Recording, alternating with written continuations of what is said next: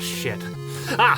Why hello you lovely little peppercorns, my name's Noah Lee, and I was just in the middle of playing Super Mario Bros. 2. The Japanese version, that is. You know what? Hold on a second.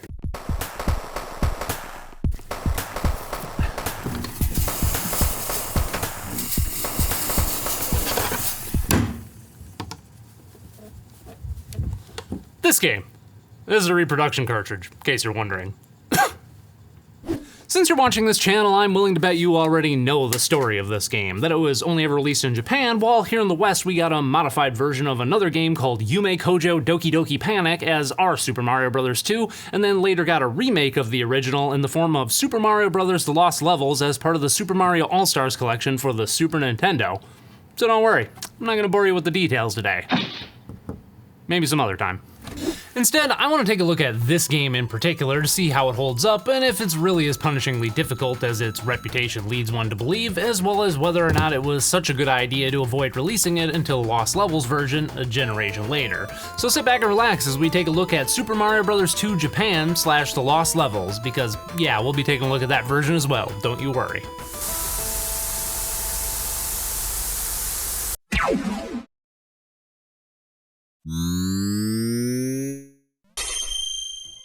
Our story today begins with the Famicom Disk System, a peripheral released only in Japan that, at the time, allowed for larger games, more robust audio effects, as well as save functionality for certain games. It would also hopefully reduce manufacturing costs for Nintendo, as the diskettes each game came on were a hell of a lot cheaper to produce than cartridges, at least for a while anyway. Overall, win-win. Except for the fact that the disk system, as well as the diskettes, were notoriously finicky, with slow read times, vague and cryptic error messages, and the disks themselves being quite fragile and easily damaged beyond repair if one wasn't careful. Eventually, the cost of manufacturing cartridges dropped, and Nintendo and other companies slowly transitioned back to cartridges for the remainder of the system's life cycle, which is why Super Mario Bros. 1 and 3 were released on cartridges, while Super Mario Bros. 2 was only ever released on diskette. Go figure. That is really bizarre to think about, actually. Although, I guess Sonic did that too, come to think of it. Yet, despite all of that, the Famicom Disk System was still a massive success, managing to sell around 4.5 million units, roughly a quarter of the 20 million Famicoms sold. Pretty damn good for an add-on peripheral, actually. Functionally speaking, there isn't much of a difference between the original game and this Japanese sequel, as Super Mario Bros. 2 reused much of the original game's art assets, source code, and design methodology, though a few things such as the artwork for the ground, certain platforms, and the clouds and bushes have received some minor upgrades, but overall, the two games look almost identical. Each level is still constructed in a very blocky manner, with the screen only ever scrolling horizontally to the right, with Miyamoto and team still quite literally designing each level on graphing paper before creating them in-game. One of the aspects that was removed, however, was the two-player mode that was found in the original, instead giving the player the option to play as either Mario or Luigi when starting a new game. However, unlike the original, where Luigi is only a palette swap of his older brother, but mechanically is the same, now he has his own set of mechanics with the ability to jump higher than Mario at the cost of reduced traction while on the ground, a feature of the character that has remained in most games in the series ever since. And I don't know how anyone can possibly play this mode, because this has the effect of amplifying the already bizarre hybrid of slipperiness and stiffness that the original game is known for. It sort of feels like every part of each level has been given a good old lube job. Yeah, no thanks. I don't know, maybe it's just the way I play Mario games, but to me at least, Luigi feels like the game's de facto hard mode while Mario is easy mode, so pick your poison, I guess. Though maybe calling Mario easy mode is overstating things a bit, as regardless of whom you play as, you're probably gonna have a rough time, cause this game's hard as fuck. And unlike the original, which was designed to be merely challenging, this game was designed to be absolute bullshit. Okay, maybe that's a little hyperbolescent, but if you haven't yet mastered the original game prior to playing this one, yeah, you're gonna have a bad time. Certain mushrooms are now poisonous, the bane of everyone's existence. Hammer brothers now appear in greater numbers, with some of them even moving toward you. Red piranha plants move in and out of each pipe with greater speed and stop only while standing on top of the pipe rather than anywhere near it. Squid fly through the air, the jumps are tighter, the platform's smaller, and there are more enemies overall, in addition to hidden blocks that are required to progress certain levels, and even warp zones that take you all the way back to the beginning of the game. Yikes. Or you could just kill yourself. Just do it. Jump, Mario, jump.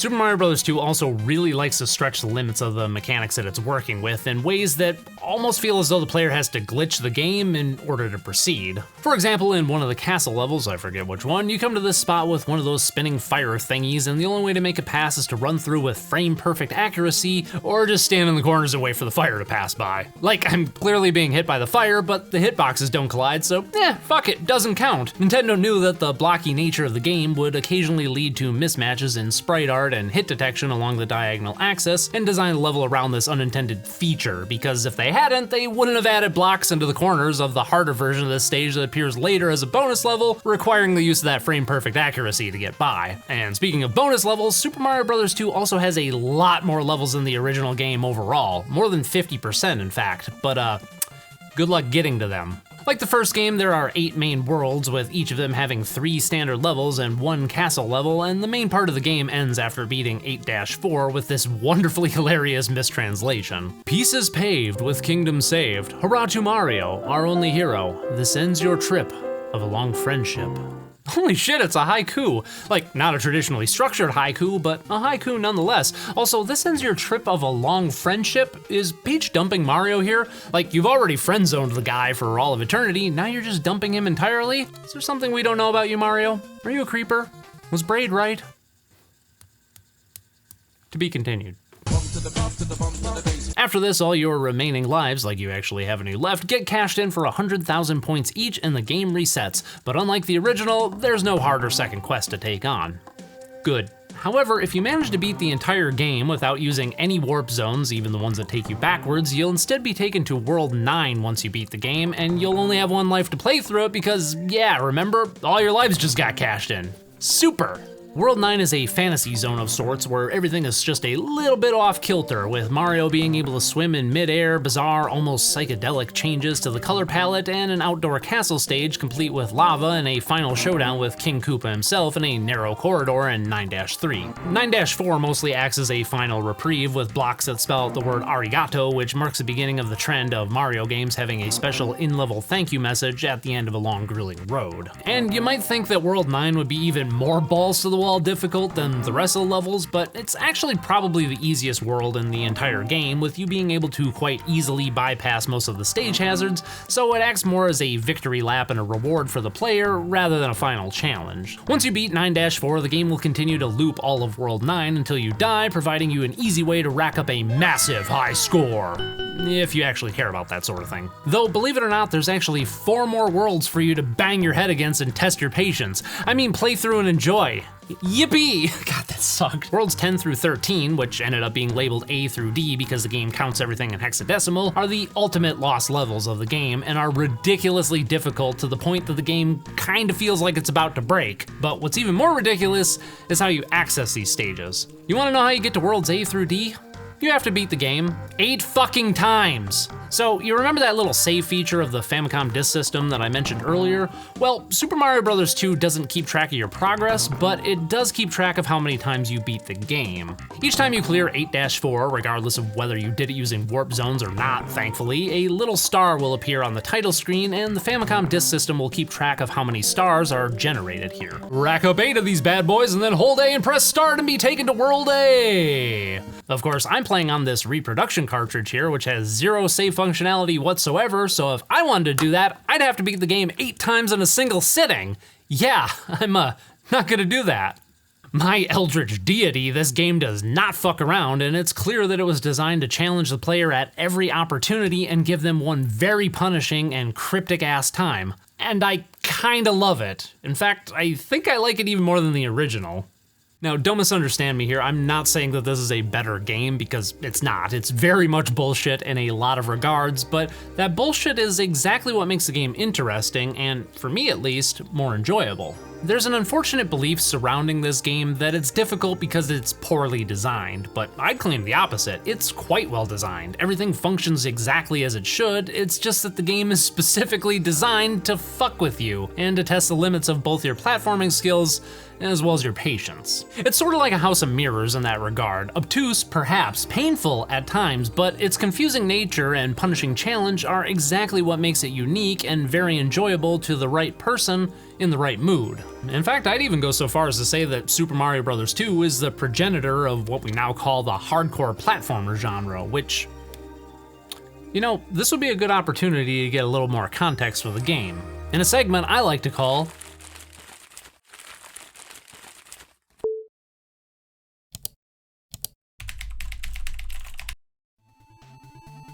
Hardcore platformers, as they're often called, are a subset of the platformer genre that strips away a lot of the mechanics that often fill 2D platformers such as power-ups, progression systems, and multiple weapons, instead choosing to focus only on a handful of mechanics, namely running and jumping, and maybe one other central mechanic, such as shooting. These games usually have unlimited lives, which allow the player to quickly bang their head against levels without losing too much progress when they die. The point of the game is to get better through trial and error and fully explore every mechanic at the game's disposal, rather than trying to stuff the game as full of different mechanics and ideas as possible. As genres tend to be, there's a lot of disagreement as to what is and is not considered a hardcore platformer, but games like N, Celeste, Battle Kid, Super Meat Boy, and I Wanna Be the Guy are often cited when discussing the genre, although that last one tends to toe the line between hardcore platformer and rage games, so perhaps it's not the best example, but I think you can see what I'm getting at. Like I said, hardcore platformers are designed with trial and error in mind, with the expectation that the player will naturally get better as they learn the nuances of movement, secondary mechanics, and how individual environmental hazards play off one another and change depending on their context. They're a callback to an earlier age's punishing design, yet with modern design choices such as infinite lives, quick loading times, and a multitude of checkpoints which make them much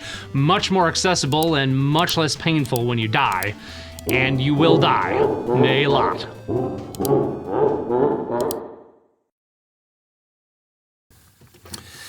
And indeed, it's that last point about having infinite lives that I think keeps Super Mario Bros. 2 from being a true hardcore platformer in the strictest sense, but it's hard to deny its impact on the genre because if you trace the roots of the hardcore platformer genre back far enough, you invariably end up at this game right here. Had Nintendo foreseen the change in times and the falling out of fashion of the live system, they could have easily done away with a large chunk of the bullshit present in this game and made it infinitely more enjoyable. So, may I make a recommendation? If you're going to play this game, and I think you should, make sure you use that Koopa Shell exploit to rack up some extra lives in 1-1. Just don't increase your life counter past 99, or I guess crown as the game doesn't actually count that high, because if you do, the counter gets set to 0 and stays there, so you'll get an instant game over the next time you die. Super! So yeah, at most you have about 99 lives to beat this game, and trust me, that's not enough. However, it's important to remember that Nintendo never intended to create Super Mario Bros. 2 with such a high level of difficulty simply because they wanted to be dicks. After all, if the game was just a gigantic middle finger to players, I doubt it would have gone on to become the best-selling title on the Famicom Disk System, so clearly many players in Japan responded to this higher challenge level and enjoyed it immensely. There was something that the people at this specific time in this specific culture were looking for that Super Mario Bros. 2 provided.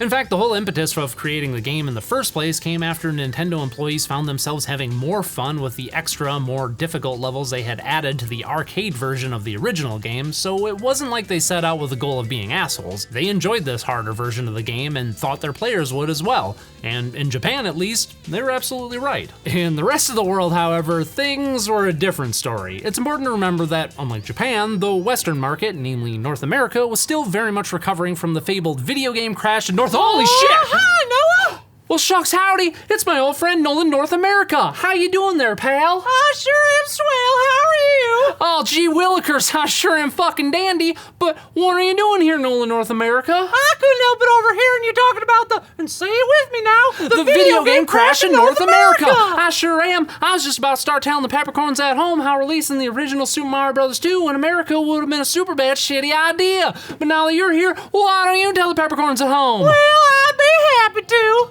You see, it all started when Nintendo wanted a sequel to their beloved Super Mario Bros. Inside My Borders since the original was such a smash hit. But because game releases on the NES were always a few years behind their Japanese counterparts, releasing such a similar looking game to the original probably wouldn't look all that good to buyers at the time, since it would look pretty outdated compared to other games on the system. You see, the culture surrounding games was very different in the US than it was in Japan, and American buyers would probably perceive the lack of updated graphics and punishing difficulty of the game in a negative light, as these were many of the same practices those big old fucking dummies at Atari were playing at leading up to the video game crash.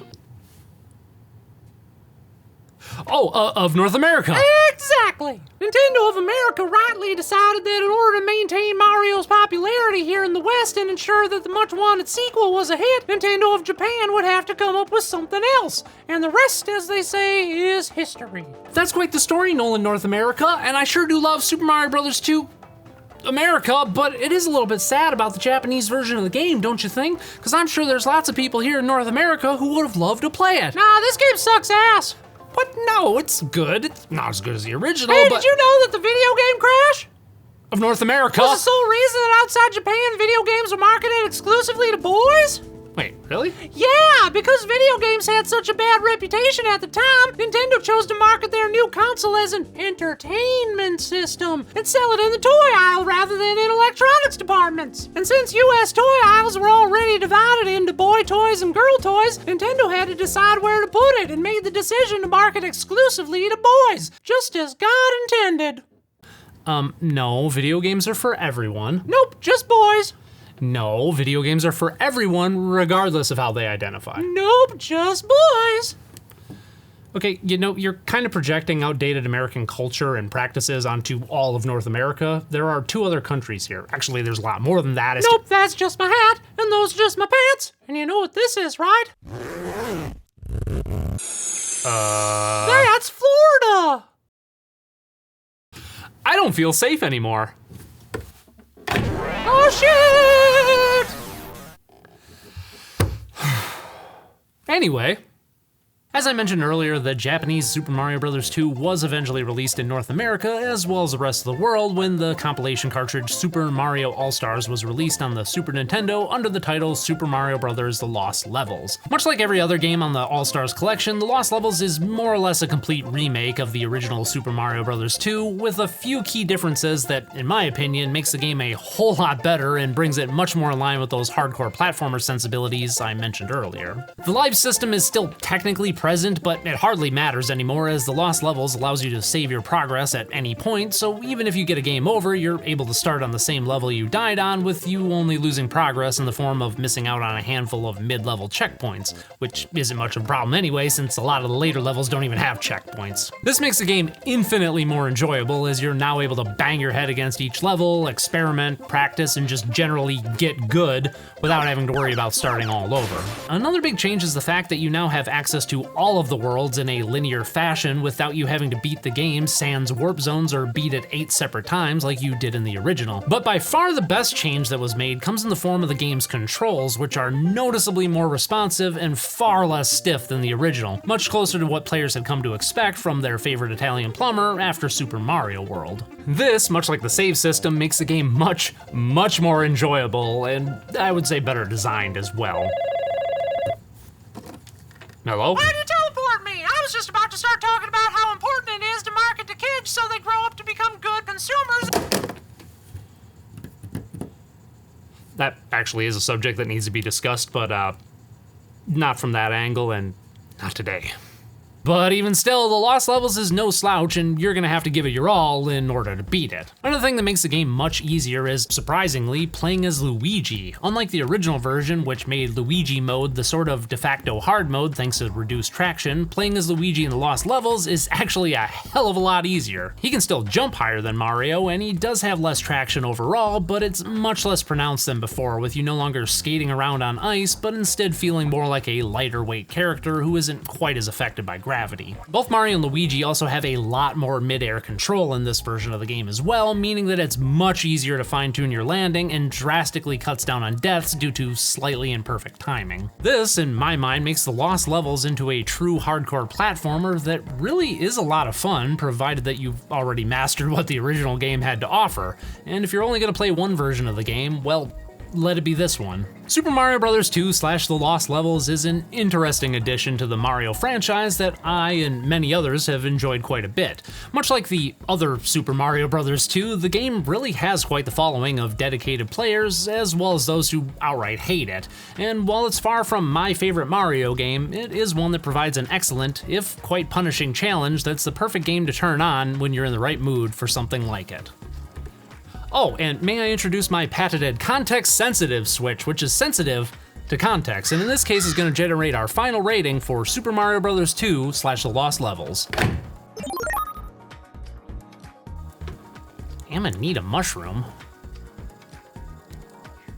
Oh, I get it, because the Amanita is a toxic mushroom that also happens to be psychedelic, and if you eat one, you're gonna be doubled over in pain and puking your guts out, but you might also have a good time while you're doing it. And that's this game in a nutshell. Super Mario Bros. 2 / The Lost Levels. Play it, or don't. Goodbye!